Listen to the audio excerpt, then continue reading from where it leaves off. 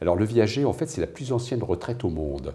Elle existe depuis des milliers d'années et elle est appelée à se développer, considérant que les gens vivent de plus en plus longtemps, que les retraités ont de plus en plus de problèmes financiers liés à la stagnation des retraites et aux placements qui rapportent de moins en moins.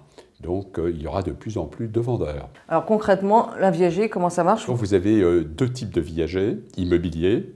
Vous avez le viager libre, qui bien entendu séduit les acquéreurs, mais qui est très rare. Il doit représenter pas plus de 2 à 3% de toutes les ventes en viager. Et vous avez en revanche le viager occupé, qui lui représente peut-être 97% des ventes. Et là, les vendeurs sont très nombreux et les acheteurs, eux, sont plus rares. Quels sont les avantages, mais aussi les inconvénients d'acheter ou de vendre en viager? Alors, en ce qui concerne les vendeurs, il est certain que s'ils ont des héritiers, l'inconvénient est que s'ils décèdent prématurément, leurs héritiers sont bien entendu privés du bien qui a été vendu. En revanche, l'avantage pour le vendeur et même pour ses héritiers, c'est s'il vit longtemps, il aura fait une très bonne affaire. Et le principal avantage pour le vendeur, s'il s'agit de viager occupé, c'est qu'il est logé sa vie durant dans son appartement, ce que souhaitent la plupart des vendeurs. Si c'est un viager libre, il n'a pas les soucis d'une gestion locative et une fiscalité plus légère que celle des revenus fonciers. Donc ça, c'est pour les vendeurs et pour les acheteurs? L'avantage pour l'acheteur du viager occupé, il n'a pas de souci de gestion locative, il n'a pas de locataire, il n'a pas de déclaration de revenus fonciers à faire. En revanche, l'inconvénient, bien sûr, c'est que s'il a un vendeur qui vit très longtemps, il n'a peut-être pas fait une affaire exceptionnelle.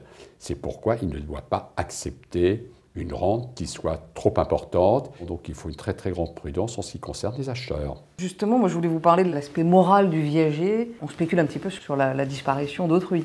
Certains peuvent être opposés aux viagers parce qu'il y a des intérêts qui sont a priori totalement divergents. Il est clair que si l'acheteur conclut une opération avec un vendeur qui est dans un tel état de santé qu'on peut craindre sur sa longévité, l'opération pourrait être annulée, tant par des héritiers que par l'administration fiscale qui, bien entendu, veille à éviter des opérations de transmission de patrimoine déguisées sous la forme d'une vente en viager. À qui il est conseillé de s'adresser pour faire un viager? Vous devez vous adresser impérativement à celui qui a une forte expérience en ces domaines et qui a également de bonnes connaissances sur le plan patrimonial, tant sur le plan juridique et fiscal. Et surtout, n'allez pas vers ceux qui vous offrent les montants les plus importants, parce que très souvent, ils n'arriveront jamais à trouver l'acquéreur dans de telles conditions.